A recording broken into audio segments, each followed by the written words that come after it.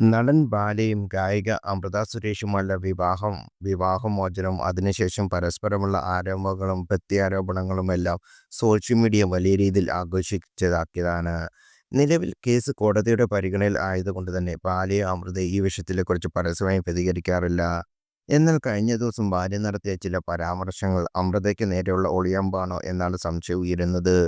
പുരുഷന്മാർ നേരിടുന്ന പ്രശ്നങ്ങൾ പ്രമേയമാക്കിയ ആഭ്യന്തര കുറ്റവാളി എന്ന സിനിമയെക്കുറിച്ച് ബാല നടത്തിയ ചില പരാമർശങ്ങളാണ് ഇപ്പോൾ ശ്രദ്ധ നേടുന്നത്. തൻ്റെ ജീവിതവുമായി ബന്ധപ്പെട്ട കാര്യങ്ങൾ സിനിമയിലുണ്ടെന്നാണ് ബാല പറയുന്നത്. ആസിഫ് അലി നായകനായ ആഭ്യന്തര കുറ്റവാളി എന്ന സിനിമ കാണാൻ എത്തിയതപ്പോൾ ബാലയും ഭാര്യ കോകിലയും. ബാലയുടെ വാക്കുകൾ: ഈ സിനിമയുടെ പ്രമേയം ഇഷ്ടപ്പെട്ടത് കൊണ്ടാണ് കാണാൻ വന്നത്. സിനിമയിൽ ഒരുപാട് കാര്യങ്ങൾ യഥാർത്ഥ ജീവിതത്തിൽ ഉള്ളതാണ്.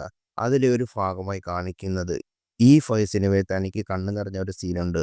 അത് തൻ്റെ ജീവിതത്തിൽ ഉണ്ടായതാണ്. അതേക്കുറിച്ച് പറഞ്ഞാൽ കേസാകും. ഈ സിനിമയിൽ ആസിഫ് അലിയുടെ കഥാപാത്രത്തോട് ചോദിക്കുന്നുണ്ട്, നിലവിൽ എത്ര കേസുണ്ടെന്ന്. താൻ എന്തെങ്കിലും പറഞ്ഞാൽ തൻ്റെ പേരിൽ ഒരു കേസ് കൂടിയാവും. വക്കീലുമൊത്താണ് സിനിമ കാണാൻ പോയത്.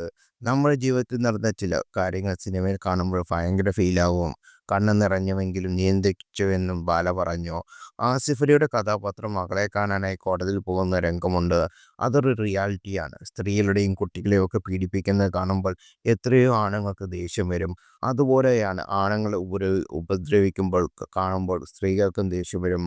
തൊട്ടടുത്ത സീറ്റിൽ ഇരുന്ന ഒരു അമ്മൂമ്മ തൻ്റെ അടുത്ത് വന്ന് കയ്യിൽ പിടിച്ച് പറഞ്ഞു, മോനെ, കാര്യങ്ങൾ അറിയാം, തളർന്നു പോകരുത്, ജീവിതത്തിൽ തിരിച്ചു വരണമെന്ന്.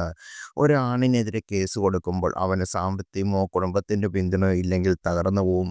അവൻ്റെ ജോലി, പ്രായം, സുഹൃത്തുക്കൾ, ബന്ധങ്ങൾ എല്ലാം പോവും. സമൂഹത്തിൽ വില്ലനായി മാറും. 4 പേരുടെ മുഖത്ത് പോലും നോക്കാൻ പറ്റാത്ത അവസ്ഥയാകും. ഓപ്പോസിറ്റ് സൈഡിൽ മാസം മാസം നല്ല പൈസ കിട്ടും. നല്ല വക്കീലുണ്ടെങ്കിൽ മാക്സിമം സ്വത്തെടുത്ത് കൊണ്ടുപോകാൻ പറ്റും. പെണ്ണ് വിചാരിച്ചാൽ ആണിനെ നശിപ്പിക്കാൻ പറ്റും. ഇന്നത്തെ ജനറേഷന് പലർക്കും വിവാഹം കഴിക്കാൻ പേടിയാണ്. ഡിവോഴ്സ് ആകുമോ എന്ന ഭയമാണ്. നല്ല പെണ്ണിനെ തേടി കണ്ടുപിടിച്ച് കെട്ടണം. തനിക്ക് നല്ല പെണ്ണിനെ കിട്ടിയിട്ട് കുറേ വർഷം കഴിഞ്ഞാണെന്ന് മനസ്സിലായത് ഈ പൊട്ടന്. നല്ല പെണ്ണിനെ കിട്ടുമ്പോൾ ജീവനും മാത്രമല്ല സ്വത്ത് കൂടി എഴുതി കൊടുക്കാം. സ്ത്രീക്കും പുരുഷനും തുല്യമായ അവകാശം വേണം.